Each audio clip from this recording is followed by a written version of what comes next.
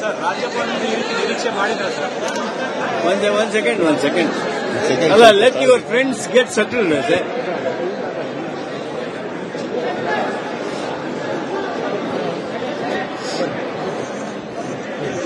ಸನ್ಮಾನ್ಯ ರಾಜ್ಯಪಾಲರು ಪ್ರತಿ ವರ್ಷದ ಆರಂಭದಲ್ಲಿ ಜಂಟಿ ಅಧಿವೇಶನ ಸೇರಿದಾಗ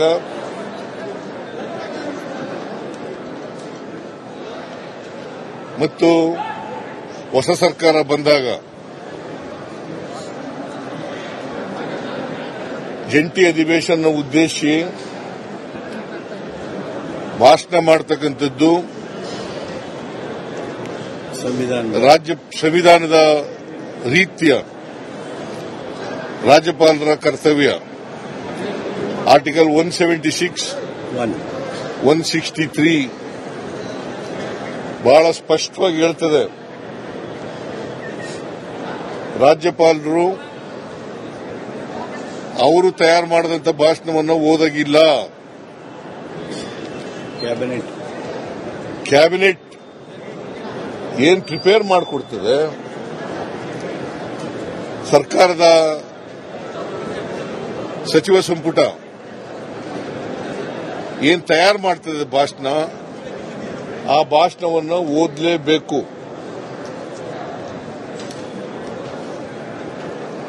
ಇವತ್ತು ಜಂಟಿ ಅಧಿವೇಶನ ಕರೆಯಲಾಗಿದೆ. ಯಾಕಂದ್ರೆ ಇದು ಮೊದಲನೇ ವರ್ಷ ಮತ್ತೆ ಮೊದಲನೇ ಜಂಟಿ ಅಧಿವೇಶನ, ಜೊತೆಗೆ ವಿಶೇಷ ಅಧಿವೇಶನ ಕೂಡ ಕರೆದಿದೆ. ಕಾರಣ ಯಾಕಪ್ಪ ಅಂತಂದ್ರೆ, ಮಹಾತ್ಮ ಗಾಂಧಿ ಉದ್ಯೋಗ ಭರವಸೆ ಯೋಜನೆ ಅದನ್ನು ರದ್ದು ಮಾಡಿ, ಅದನ್ನು ರಿಪೀಲ್ ಮಾಡಿ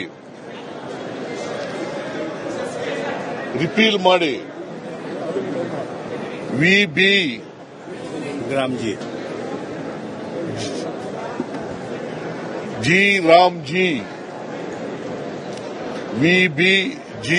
ರಾಮ್ಜಿ ಕಾಯ್ದೆಯನ್ನು ಹೊಸದಾಗಿ ಮಾಡಿದ್ದಾರೆ. ನಮ್ಮ ಸರ್ಕಾರದ ತೀವ್ರ ವಿರೋಧ ಇದೆ. ಒಂದು, ಮಹಾತ್ಮ ಗಾಂಧೀಜಿಯವರ ಹೆಸರನ್ನು ತೆಗೆದುಹಾಕಿರ್ತಕ್ಕಂಥದ್ದು.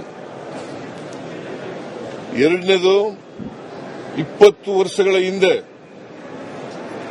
2005 ಮನಮೋಹನ್ ಸಿಂಗ್ ರವರು ಪ್ರಧಾನಮಂತ್ರಿಯಾಗಿದ್ದಾಗ ಅವರು ಡೈರೆಕ್ಟಿವ್ ಪ್ರಿನ್ಸಿಪಲ್ಸ್ ನಲ್ಲಿರ್ತಕ್ಕಂಥ ಸಂವಿಧಾನದ ನಿರ್ದೇಶನಗಳಲ್ಲಿರ್ತಕ್ಕಂಥ right to work, right to food, right to education, right to information, ಈ ಕಾಯ್ದೆಗಳನ್ನು ತಂದಿದ್ರು. ಉದ್ದೇಶ, ರೈಟ್ ಟು ವರ್ಕ್ ಕಾಯ್ದೆ ತಂದದ್ದು ಉದ್ದೇಶ ಏನಪ್ಪಾ ಅಂತಂದ್ರೆ, ಹಳ್ಳಿಗಾಡಿನಲ್ಲಿ ಇರ್ತಕ್ಕಂಥ ಬಡ ಕಾರ್ಮಿಕರಿಗೆ ವರ್ಷದಲ್ಲಿ 100 ದಿನಗಳ ಕಾಲ, ಕನಿಷ್ಠ 100 ದಿನಗಳ ಕಾಲ ಉದ್ಯೋಗವನ್ನು ಕೊಡಬೇಕು ಅಂತಕ್ಕಂಥ ಉದ್ದೇಶದಿಂದ. ಇದರಲ್ಲಿ ದಲಿತರು, ಕಾರ್ಮಿಕರು ಮತ್ತು ಮಹಿಳೆಯರು, ಸಣ್ಣ ರೈತರು ಇದರಲ್ಲಿದ್ದಾರೆ. ಈ ಉದ್ಯೋಗ ಪಡ್ಕೊಳ್ತಕ್ಕಂಥ ಕೆಟಗರೀಸ್ನಲ್ಲಿ ಇವರೆಲ್ಲರೂ ಕೂಡ ಇರ್ತಕ್ಕಂಥ ಇದು. ವಿಶೇಷವಾಗಿ 53% ಮಹಿಳೆಯರಿದ್ದಾರೆ, 28% ದಲಿತರಿದ್ದಾರೆ. ಇವ್ರಿಗೆ ಉದ್ಯೋಗ ಕೊಡ್ತೀವಿ ಅಂತಕ್ಕಂಥ ಖಾತ್ರಿ ಇಲ್ಲ. ಅವರು ಕೇಳಿದ ಜಾಗದಲ್ಲಿ, ಅವ್ರ ಊರಿನಲ್ಲೇ ಅಥವಾ ಅವ್ರ ಜಮೀನುಗಳಲ್ಲೇ, ಸಣ್ಣ ರೈತರಾದ್ರೆ ಅವ್ರ ಜಮೀನುಗಳಲ್ಲೇ ಅವರು ಕೆಲಸ ಮಾಡಬಹುದಾಗಿತ್ತು. ಇದನ್ನ ರದ್ದು ಮಾಡಿದ್ದಾರೆ. ಯಾಕಂತಂದ್ರೆ ಈಗಿನ ವಿಬಿಜಿ ರಾಮ್ಜಿ ಕಾಯ್ದೆನಲ್ಲಿ ಕೇಂದ್ರ ಸರ್ಕಾರ ತೀರ್ಮಾನ ಮಾಡಬೇಕು. ಕೇಂದ್ರ ಸರ್ಕಾರ ಎಲ್ಲಿ ಕೆಲಸ ಮಾಡಬೇಕು ಅಂತಂದ್ರೆ ಅಲ್ಲಿ ಮಾಡಬೇಕು. ಅವರು ತೀರ್ಮಾನ ಮಾಡ್ತಾರೆ ಎಲ್ಲಿ ಕೆಲಸ ಮಾಡಬೇಕು ಅನ್ನೋದನ್ನ ತೀರ್ಮಾನ ಮಾಡ್ತಾರೆ. ಆಮೇಲೆ 365 ದಿನಗಳು ಯಾವಾಗ ಕೆಲಸ ಕೇಳಿದ್ರು ಕೊಡಬಹುದಾಗಿತ್ತು, ಯಾವಾಗ ಕೆಲಸ ಕೇಳಿದ್ರು ಕೂಡ ಕೊಡಬೇಕಾಗಿತ್ತು. ಅದು ಸರ್ಕಾರದ ಕರ್ತವ್ಯ. ಜೊತೆಗೆ ಆಕ್ಷನ್ ಪ್ಲಾನ್ ಮಾಡತಕ್ಕಂಥದ್ದು ಆಯಾ ಪಂಚಾಯಿತಿಗಳು, ಆಕ್ಷನ್ ಪ್ಲಾನ್ ಮಾಡತಕ್ಕಂಥದ್ದು ಪಂಚಾಯಿತಿಗಳು, ಗ್ರಾಮ ಸಭೆಗಳು. ಇದನ್ನ ಈ ಕಾಯ್ದೆನಲ್ಲಿ, ಹೊಸ ಕಾಯ್ದೆನಲ್ಲಿ G Ram G VBG Ram G ಕಾಯ್ದೆನಲ್ಲಿ ಇಲ್ಲ. ವಿರೋಧ ಪಕ್ಷದವರು ಅದನ್ನು ಉದ್ದೇಶಪೂರ್ವಕವಾಗಿ ಡಿಫೆಂಡ್ ಮಾಡ್ಕೊತಾ ಇದ್ದಾರೆ. ಯಾಕಂತಂದ್ರೆ ಇವ್ರಿಗೆ ಯಾವುದೇ ಸ್ವಾತಂತ್ರ್ಯ ಇಲ್ಲ. ವಿರೋಧ ಪಕ್ಷದವರಿಗೆ ಕೇಂದ್ರ ಏನ್ ಮಾಡಿದ್ರು ಕೂಡ ಅದನ್ನ ಮಾಡಬೇಕು ಅಂತಕ್ಕಂಥದ್ದು, ಅದನ್ನ ಒಪ್ಕೋಬೇಕು ಅಂತಕ್ಕಂಥದ್ದು, ಅದನ್ನ ಸಮರ್ಥನೆ ಮಾಡ್ಕೋಬೇಕು ಅಂತಕ್ಕಂಥದ್ದು ಇವರಲ್ಲಿ ಇರ್ತಕ್ಕಂಥ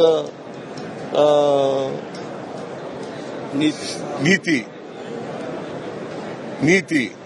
ಅದರಿಂದ ನಾವು ಅದನ್ನ ವಿರೋಧ ಮಾಡಿದೀವಿ. ಅದನ್ನ ಕ್ಯಾಬಿನೆಟ್ ರಾಜ್ಯಪಾಲರ ಭಾಷಣದಲ್ಲಿ ಸೇರಿಸಿತ್ತು. ಅರ್ಜಿ ಮರುಸ್ಥಾಪನೆ ಮಾಡಬೇಕು ಅಂತ ನಮ್ಮ ಉದ್ದೇಶ ಏನಪ್ಪಾ ಅಂತಂದ್ರೆ, ಅದರಲ್ಲಿ ಮನ್ರೇಗಾದಲ್ಲಿ ಉದ್ದೇಶ ಏನಪ್ಪಾ ಅಂತಂದ್ರೆ ಮನ್ರೇಗವನ್ನ ಮರುಸ್ಥಾಪನೆ ಮಾಡಬೇಕು. ಈಗ ತಂದಿರತಕ್ಕಂಥ ಹೊಸ ಕಾಯ್ದೆಯನ್ನ ರದ್ದು ಮಾಡಬೇಕು. ನಮ್ಮ ಪಕ್ಷದಲ್ಲಿ ಮತ್ತು ಸರ್ಕಾರದಲ್ಲಿ ತೀರ್ಮಾನ ಮಾಡಿದ್ದೀವಿ.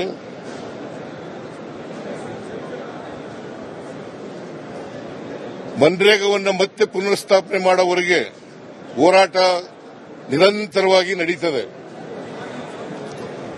ಯಾವ ಮಾದರಿನಲ್ಲಿ ಅಂತಂದ್ರೆ, ರೈತ ವಿರೋಧಿ ಕಾಯ್ದೆಗಳನ್ನು ತಂದಿದ್ರಲ್ಲ, ಅವುಗಳನ್ನು ವಾಪಸ್ ತಕೊಂಡ್ರಲ್ಲ, ಅಲ್ಲಿವರೆಗೂ ಕೂಡ ನಾವು ಹೋರಾಟವನ್ನ ಮುಂದುವರಿಸತಕ್ಕಂಥ ಕೆಲಸವನ್ನ ಮಾಡ್ತೀವಿ. ಆದರೆ ರಾಜ್ಯಪಾಲರು ಕ್ಯಾಬಿನೆಟ್ ತಯಾರು ಮಾಡಿದಂತ ಭಾಷಣವನ್ನ ಓದ್ದೇನೆ ಅವರೇ ತಯಾರು ಮಾಡಿದಂತ ಒಂದು ಪ್ಯಾರಾ ಭಾಷಣವನ್ನು ಓದಿ ಸಂವಿಧಾನದ ವಿಧಿಗಳಿಗೆ ವಿರೋಧ ಮಾಡಿದ್ದಾರೆ, ಉಲ್ಲಂಘನೆ ಮಾಡಿದ್ದಾರೆ. 176, 163 ಇಟ್ಸ್ ವೆರಿ ವೆರಿ ಕ್ಲಿಯರ್. ಈ ಶಲ್ ರಾಜ್ಯ ERC shall read the speech prepared by the cabinet of the government.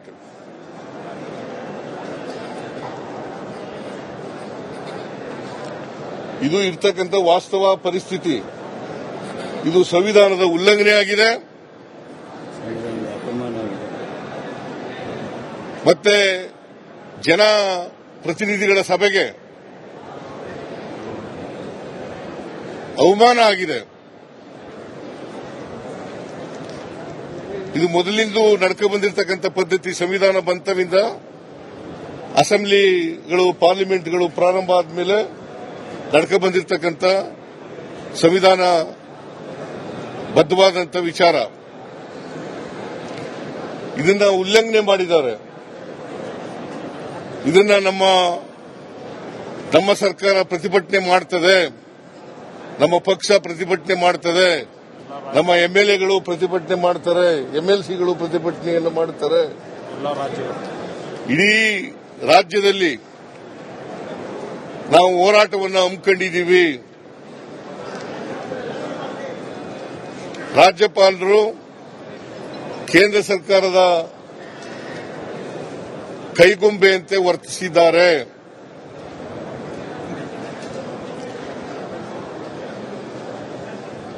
ಕೇಂದ್ರ ಸರ್ಕಾರ ಅವರ ಮಾಡಿರ್ತಕ್ಕಂಥ ತಪ್ಪನ್ನು ಮುಚ್ಚಿಕೊಳ್ಳಲಿಕ್ಕೋಸ್ಕರ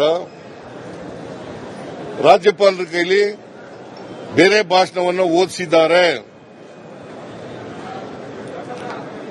ಇದು ಸಂವಿಧಾನ ಬಾಹಿರ, ಸಂವಿಧಾನದ ಉಲ್ಲಂಘನೆ.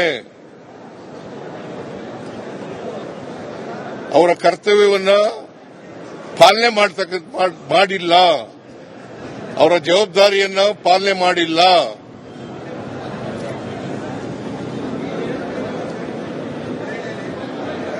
ನಾವು ಓದಿರ್ತಕ್ಕಂಥ ಭಾಷಣ ಈಗಾಗಲೇ ಎಲ್ಲ ಎಂಎಲ್ಎಗಳಿಗೆ ಎಂಎಲ್ಸಿಗಳಿಗೆ ಡಿಸ್ಟ್ರಿಬ್ಯೂಟ್ ಮಾಡಿದ್ದೀವಿ. ನಾವು ತಯಾರು ಮಾಡಿದಂಥ ಭಾಷಣ, ಸರ್ಕಾರ ಕ್ಯಾಬಿನೆಟ್ ತಯಾರು ಮಾಡಿದಂಥ ಭಾಷಣನ ಎಲ್ಲ ಎಂಎಲ್ಎಗಳಿಗೆ ಎಂಎಲ್ಸಿಗಳಿಗೆ ಡಿಸ್ಟ್ರಿಬ್ಯೂಟ್ ಮಾಡಿದ್ದೀವಿ. ಅದು ನಾನು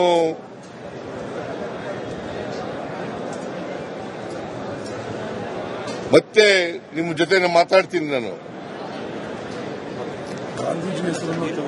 ಗಾಂಧೀಜಿ ಹೆಸರನ್ನು ಕೂಡ ತೆಗೆದುಬಿಟ್ಟಿದ್ದಾರೆ. ನಿರ್ಣಯ ಏನಾದ್ರು ತಗೋತೀರಾ ಸರ್? ವಾಪಸ್ ಕಳಿಸ್ಕೊಳ್ಳೋಕೆ ರಾಜ್ಯಪಾಲರ ವಿರುದ್ಧ ನಿರ್ಣಯ ಏನಾದ್ರು ತಗೊಳಕ್ಕೆ ಅವಕಾಶ ಇದೆಯಾ?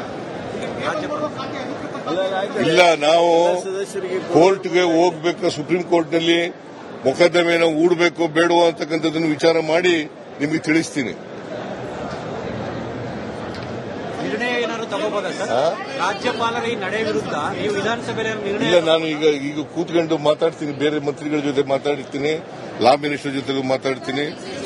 ಮಾತಾಡಿ ಅಂತಿಮವಾಗಿ ನಿಮಗೆ ತಿಳಿಸ್ತೀನಿ.